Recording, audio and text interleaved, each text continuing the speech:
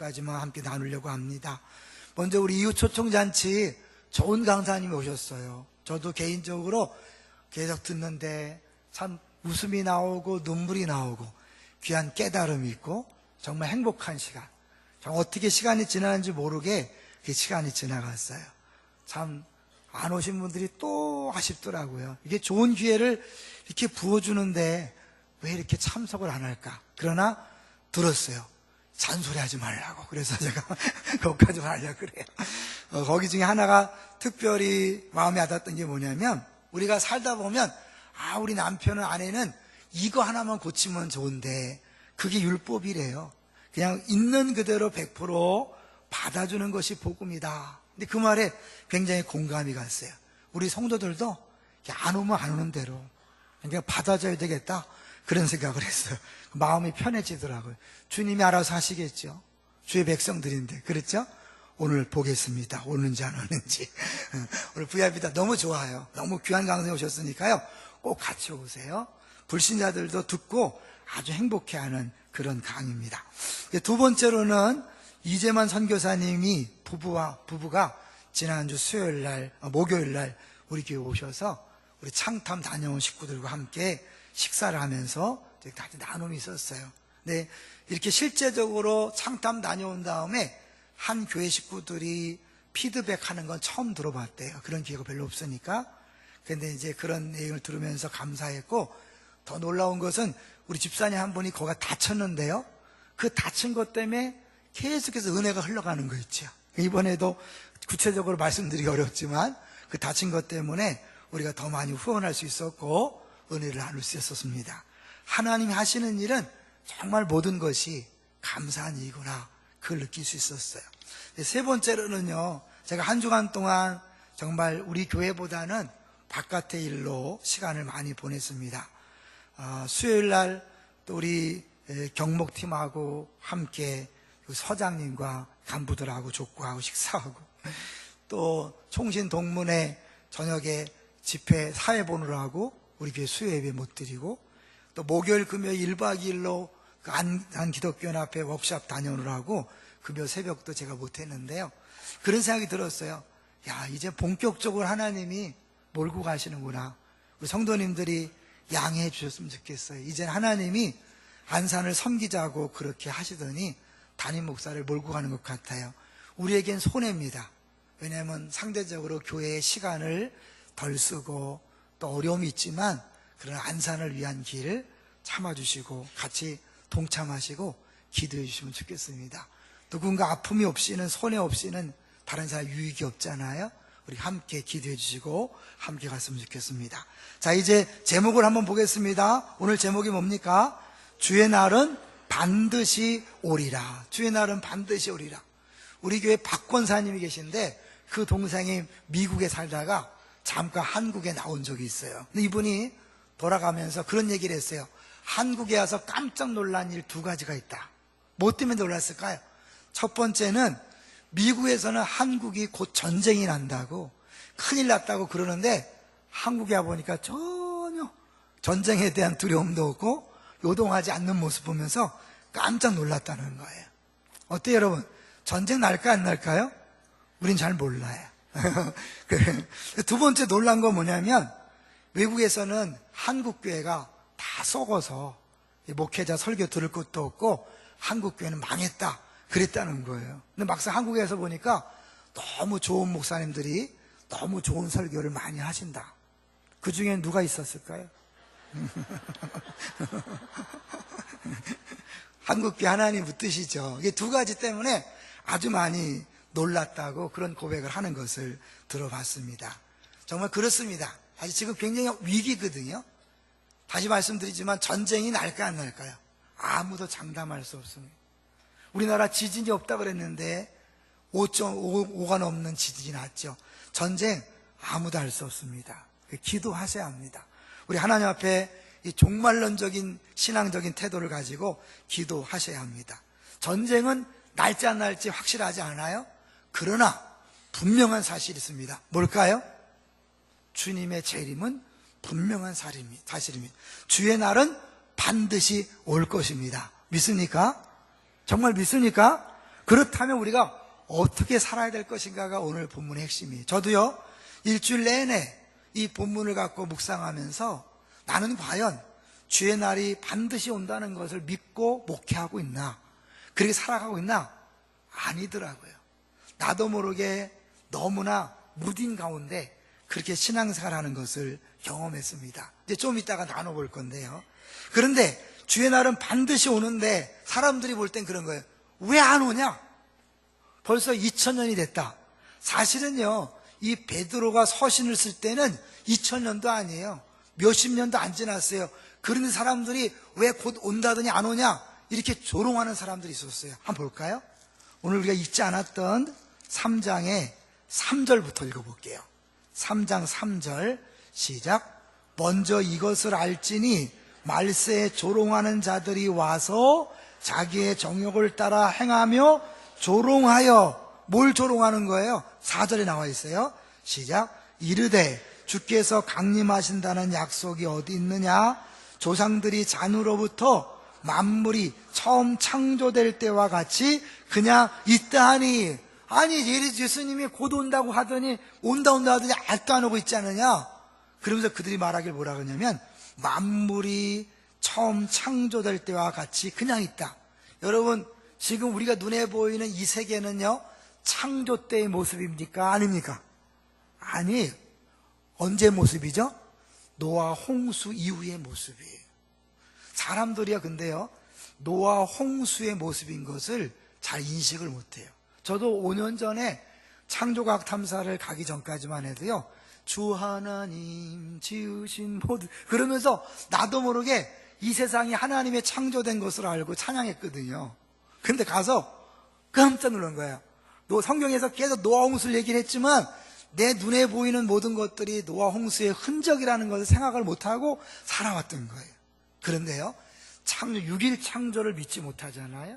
노아 홍수 믿을 수 없습니다. 그러면요, 예수님의 재림을 믿을 수 없는 거예요. 적당선에서 마귀는요, 창조를 약간 틀어놓습니다. 성경대로 믿지 못하도록 틀어놓습니다. 그걸 받아들이는 순간 노아 홍수도 믿어지지 않아요? 그럼 어떻게 해요? 노아 홍수 때문에 예수님 재림이 확실하다는 것을 오늘 본문이 이야기하고 있거든요. 볼까요? 5절을 보세요. 자, 5절 시작. 이는 하늘이 옛적부터 있는 것과 땅이 물에서 나와 물로 성립된 것도 하나님의 말씀으로 된 것을 그들이 일부러 잊으려 함이로다. 6절. 이로 말미암아 그때의 세상은 물이 넘침으로 멸망하였으되, 뭘 얘기하는 거예요? 노아 홍수 얘기하는 거예요. 그런데 사실은 우리가 노아 홍수를 정말 믿는가? 생각해보면 별로 안 믿어요. 창조 믿나? 안 믿어요. 진화론에 꽉 물들어서요, 천지창조를 믿지 않아요. 젊은 지구론 믿지 않아요. 오히려 우리 안에서 미쳤다 그래요. 아니에요. 여러분, 6일 창조를 믿지 못하는 순간 예수 그리스도도 필요 없습니다. 창조의 세계가 아름답기 때문에 인간의 범죄로 말미암아 문제가 생겼고, 그 문제를 인간의 힘으로 구원할 수 없다는 것 인정해야 복음이 들어오는 거예요. 그럴 때 예수 그리스도만이 유일한 구원자가 된다는 사실이 믿어지는 거예요. 그런데 이 기초가 흔들려 버리니까 예수님이 구원자라는 사실도 적당선에서 믿는 거예요. 그러니까 어떻게 우리가 예수를 믿지만 예수님 외에 또 다른 구원의 방법, 또 다른 안전대책을 세워가면서 살아가는 것이 우리들의 신앙생활이 아닙니다. 천지창조 분명히 하나님께서 하셨습니다. 믿습니까? 노아 홍수 분명히 있었습니다. 그걸 믿을 때 7절 읽어봅니다. 7절. 이제 하늘과 땅은 그 동일한 말씀으로 불사르기 위하여 보호하신 바 되어 경건하지 아니한 사람들의 심판과 멸망의 날까지 보존하여 두신 것이니라. 예전에는 물로 심판했지만 이제 불로 심판할 것이다. 이 물의 심판을 믿지 못한다면 불의 심판도 그냥 적당히, 성경이니까 그런 거지라고 하는 것이요, 우리의 현재 생활에 아무런 영향력을 주지 못하는 거예요. 사실은 우리가 주의 날이 반드시 온다, 그렇다면 우리의 인생은 달라지게 되어 있습니다. 자, 볼까요? 11절 보세요. 자, 11절, 3장 11절 보세요. 시작. 이 모든 것이 이렇게 풀어지리니 너희가 어떠한 사람이 되어야 마땅하냐?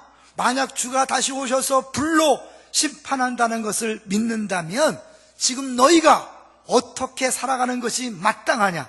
앞부분이 믿어지지 않으면 지금 오늘 하는 설교는 아무 소용이 없는 거예요. 그래서 우린 먼저 전제해야 됩니다. 이 사실을 분명히 믿는다고 인정하셔야 돼. 그리고 나서 그렇다면 왜 예수님이 2000년 전에 벌써 오신다고 약속해 놓고서 2000년이 지나도록 안 오냐? 진짜 오는 거 맞냐? 그럴 때 8절이 들어가는 거죠. 8절을 보겠어요. 8절 시작. 사랑하는 자들아, 주께는 하루가 1000년 같고 1000년이 하루 같다는 이 한 가지를 잊지 말라. 이건 시편 90편 3절 4절을 인용한 거예요. 제가 읽어볼게요. 주께서 인간을, 사람을 티끌로 돌아가게 하시고 말씀하시기를 너희 인생들은 돌아가라 하셨사오니 주의 목전에는 1000년이 지나간 어제 같으며 밤의 한순간 같을 뿐임이니이다. 인간의 연약함과 상대적으로 하나님의 크심을 비교하기 위해서 1000년이 하나님에게는 밤의 1시간 정도에 불과하다라고 그렇게 얘기하는 거예요. 그러니까 1000년이 하나님에게는 하루와 같다. 근데요, 이상한 것은 뭐냐면 여기 그러면 1000년이 하루 같다는 건 이해되는데 하루가 1000년 같은 게 뭘까요? 하나님 왜 하루를 1000년 같다 그럴까요? 네, 생각해 보세요. 인간이 1000년 동안 해야 될 일을 하나님은 하루 만에 할 수도 있어요. 믿습니까? 여러분 6일 창조를 못 믿는 분들은요, 어떻게 그런가? 하나님을 하실 수 있어요.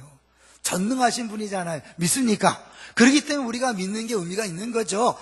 1000년이 하루 같다, 이건 쉽게 와닿지만 하루가 1000년 같다는 것을 잘 못 믿어요. 우리들이 그렇게 애를 쓰고 1000년, 2000년, 3000년 아무리 애써도 하나님이 한순간에 그것을 다 무너뜨릴 수 있고 한순간에 변화시킬 수 있는 거예요. 할렐루야. 그렇기 때문에 우리에게는 당당한 겁니다. 어떠한 환난과 고난과 아픔 속에서도, 아무리 심한 핍박 속에서도 하나님이 한 번만 일하시면 상황이 바뀔 수 있다, 이걸 믿는 거예요. 그래 또 하나는요, 이 1000년이 하루 같고 하루가 1000년 같다는 것을 하나님의 심정이 차원에서 봐야 돼요. 우리가 보통 이게 있죠, 이 일각이 여삼추다 들어보셨습니까? 한순간이 한 계절이 지나가는 것처럼 빨리 안 지나가는 그런 거죠. 너무 긴 거죠. 어떤 때 그래요? 정말 빨리 좋은 것을 기다릴 때, 소풍날을 기다릴 때 빨리 밤이 지나고 싶은데 안 지나가잖아요. 길게 느껴지잖아요. 하나님 입장에서는요, 왜 하루가 1000년 같을까요? 우리가 전도를 해야 되는데, 하나님이 누구에게 전도하라 그랬는데 우리 마음속에 오늘은 어렵고 내일 갈게요, 주님 내일 갈게요, 그러는 순간 하나님 마음속에서는 초조함이 생기는 거예요. 빨리 그 영혼이 예수 믿고 구원받아야 되는데, 빨리 하나님 나라의 그 삶을 살아야 되는데, 내가 내일 갈게요, 다음에 갈게요 하는 순간 하나님 마음속에서는 그 사랑하는 백성이 계속 지옥 같은 삶을 살아가는 것이 안타까워서 그 기간을 1000년처럼 느낄 수 있다는 거 이해되십니까? 하나님의 아버지의 마음. 사실 이 재림이 늦어지는 것, 하나님이 실수하시고 능력이 없어서 늦어지는 것이 아니라 이유가 있다 그랬죠? 단 하나, 뭐예요? 9절입니다. 9절을 보겠습니다. 9절 시작. 주의 약속은 어떤 이들이 더디다고 생각하는 것 같이 더딘 것이 아니라 오직 주께서는 너희를 대하여 오래 참으사 아무도 멸망하지 아니하고 다 회개하기에 이르기를 원하시느니라.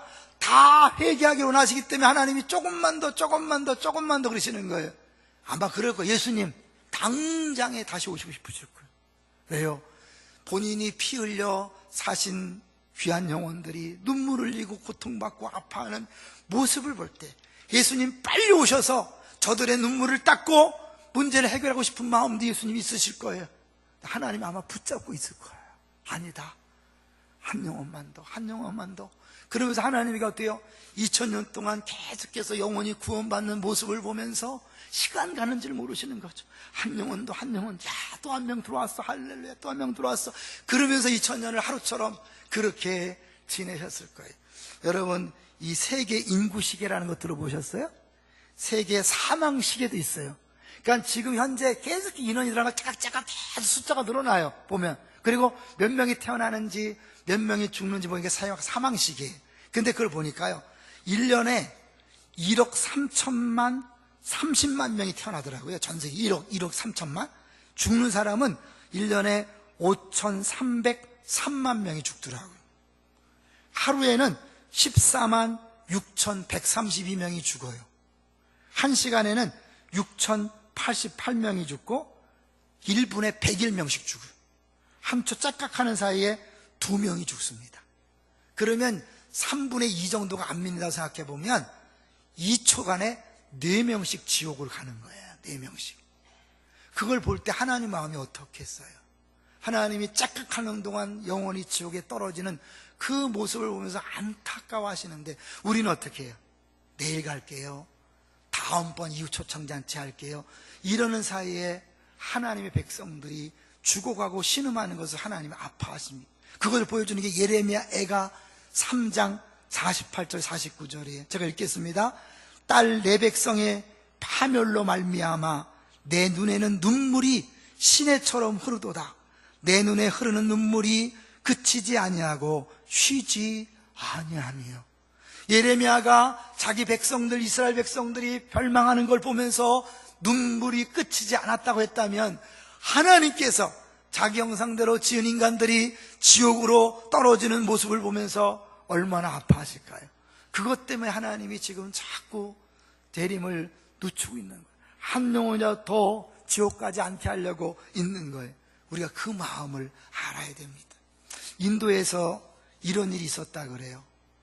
알릴라라는 여인이 6개월짜리 아들을 품에 꼭 껴안고 강변에 서 있었습니다.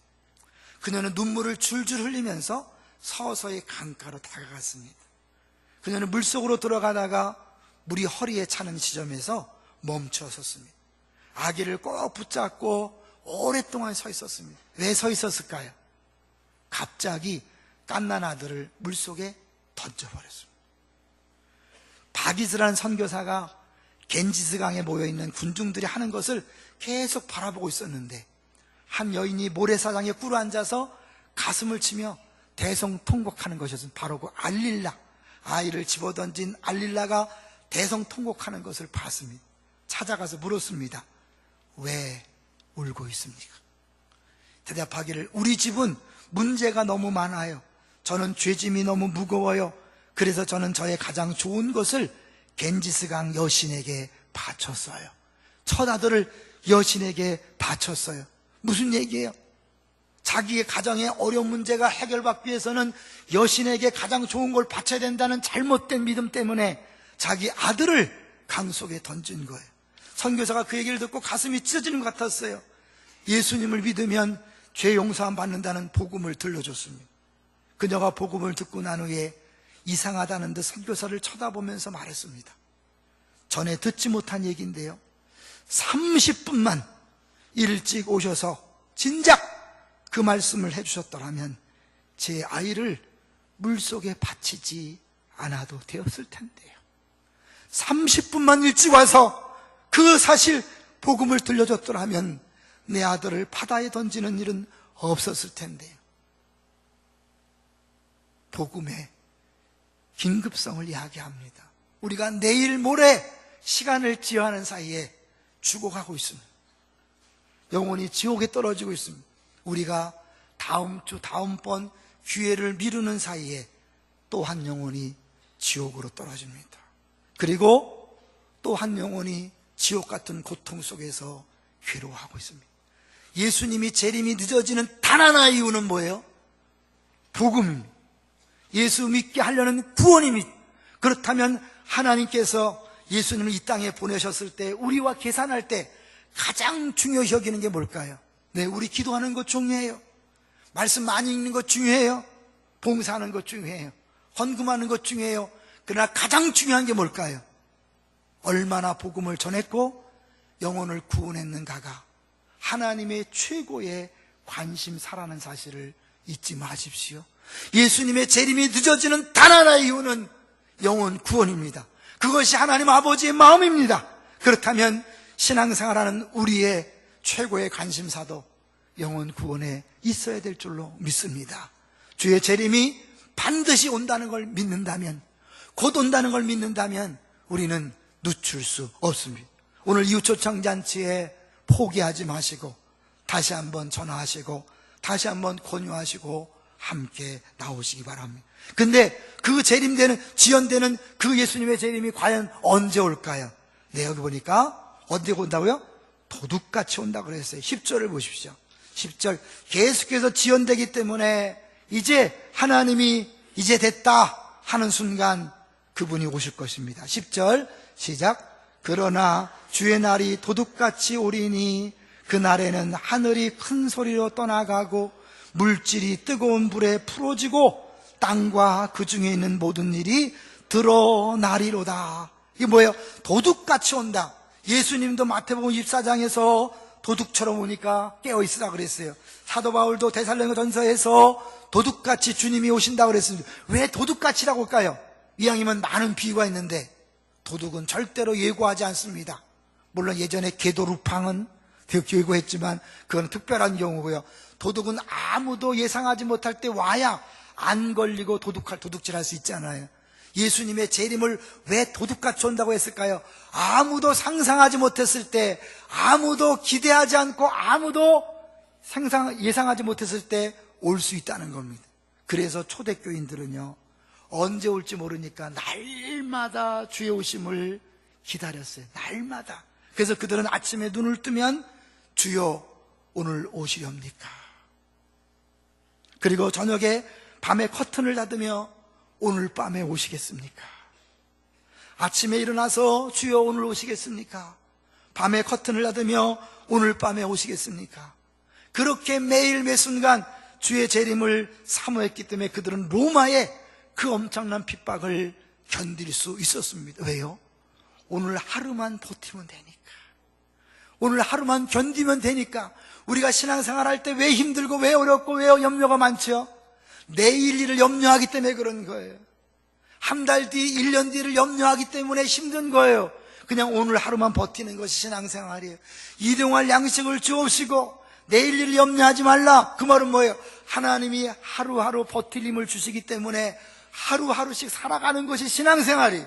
그런데 우리는요, 사실 주의 재림을 믿는다고 하면서도 안 믿어요. 대표적인 경우가 뭔지 아세요? 다음에 할게요. 다음에 봉사할게요. 다음에 선교할게요. 다음에 구제할게요. 이거예요. 제가요, 일주일 동안 말씀을 묵상했다 그랬잖아요. 사실 이 안산 기독교연합회 회계가요, 이게 보통 일이 아니더라고요. 해보니까요, 이 수입원이 딱 두 군데예요. 부활절 연합예배 때 광고비, 그리고 여름에 하는 전체 안산 기독교 부흥회, 이 두 때의 광고비가 유일한 수입원이에요. 나머지 1년 동안의 모든 행사를 그 두 개의 수입원을 갖고 활동하는 거예요. 활동도 무지 많아요. 그러니까 그러면 그 돈이 없을 때 어떻게 하냐? 회계가 다 알아서 해래요. 그래서 지난번 회계 목사님은 500만 원을 자기 돈을 이번 집어넣어놓고 그걸 쓴 다음에 헌금이 들어온 다음에 그 광고 쓸 때 그거를 이렇게 했더라고요. 내가 더 이상 못한다는 소리를 못한 게 뭐냐면요, 그렇게 어려운 거를 여태까지 사람들이 해왔구나. 먼저 왔던 회계 목사님은 작은 교회 목사님이셨어요. 어려웠어요. 근데 내가 그걸 맡고 나서 그 소리를 듣고 나니까 못한다는 소리를 못하겠더라. 그래, 한번 가는 데까지 가보자. 내가 통장에 잔고가 없지만, 얼마 없지만 한번 가보자. 그런 마음을 하니까 마음이 편해지는데요, 그런 마음이 들었어요. 저도 언젠가는 내가 안산시 기독교연합회 회장은 할 거라고 생각했어요. 순서가 오면. 그러나 아직은 아니다 생각했어요. 근데 하나님이 시켜놓고 딱 보니까, 아, 그랬구나. 내가 아직은 아니라고 말하는 이유는 뭔가? 주의 재림을 안 믿고 있었구나. 도둑같이 온다는 것을 안 믿고 있었구나. 다음 기회는 없는 겁니다. 믿습니까?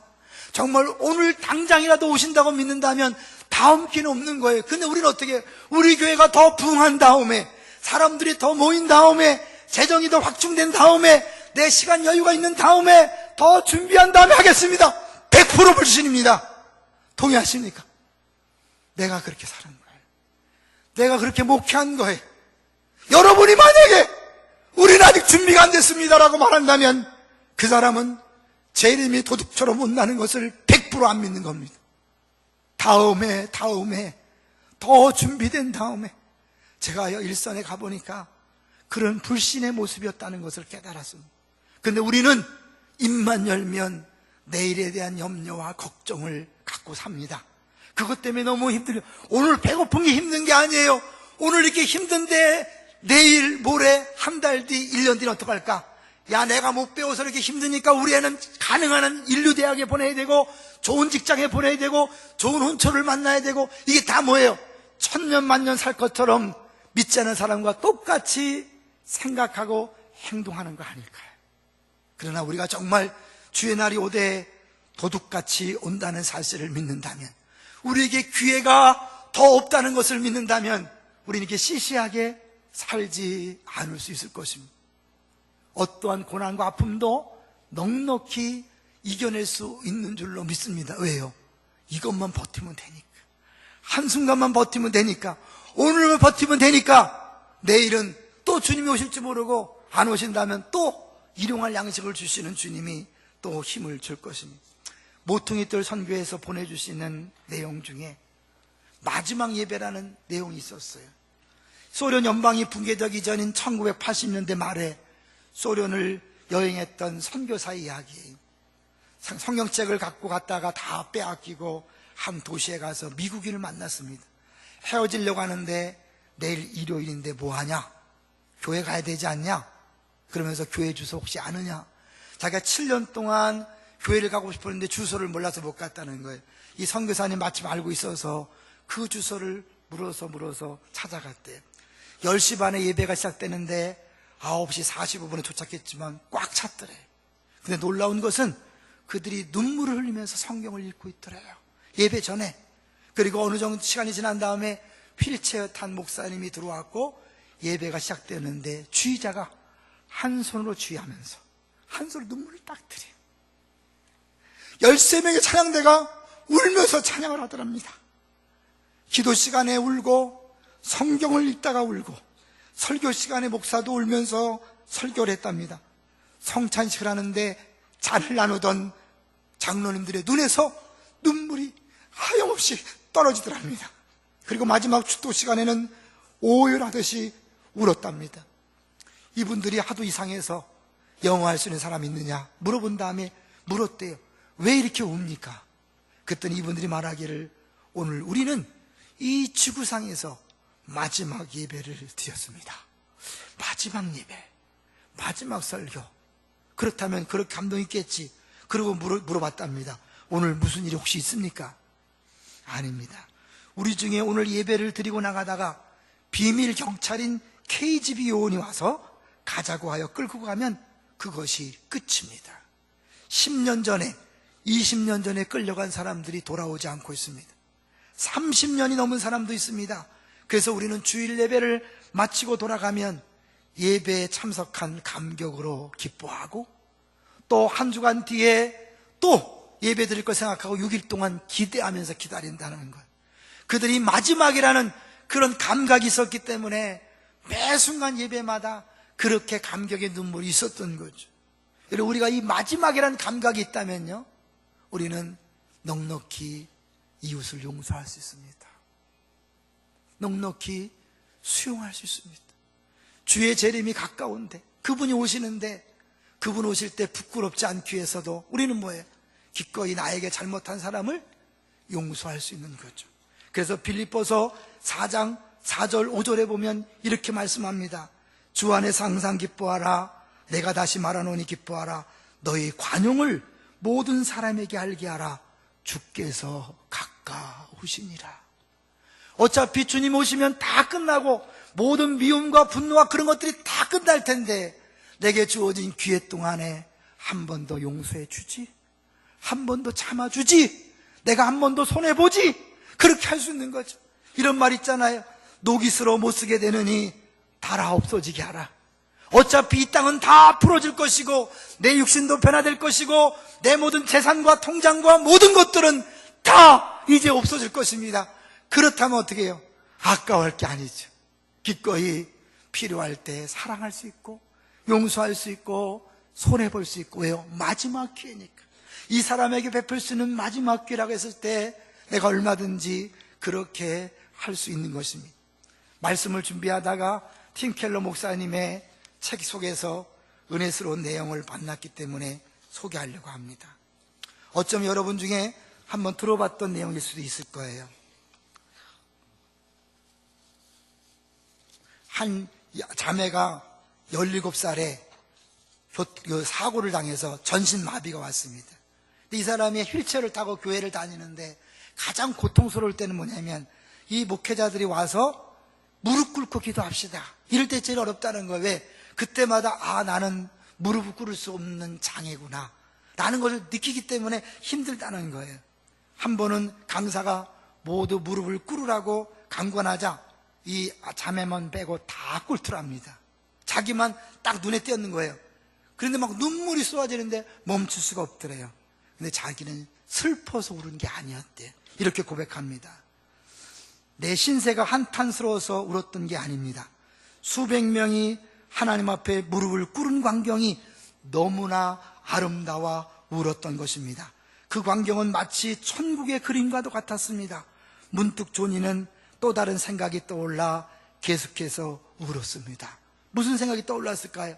거기 앉아 있는데 천국에서 내가 자유롭게 뛰고 춤추고 발을 차고 에어로빅을 하게 되리라는 사실이 기억났습니다. 네, 그렇습니다. 지금 병들어 관절 아파서 한 걸음 한 걸음 계단 오르는 것이 힘드신 분들이 있을 거예요. 조금만 참으세요. 주님 오시는 그날 모든 장애는 사라집니다. 모든 육체의 질병은 사라집니다. 모든 물은 사라집니다. 모든 아픔은 사라집니다. 할렐루야. 그 사실을 바라볼 때 지금 이 아픔, 그래, 이 땅에서만 경험할 수 있는 이 아픔 내가 기꺼이 감당하리라. 그런 사람이 모든 질병도 이겨낼 수 있는 것입니다. 모든 고난도 이겨낼 수 있는 것입니다. 춤출 수 없지만 지금 춤추지 못하는 사람이 있습니까? 우리가 예수 자림하는 그 순간 다 함께 마음껏 춤을 출 수 있을 것입니다.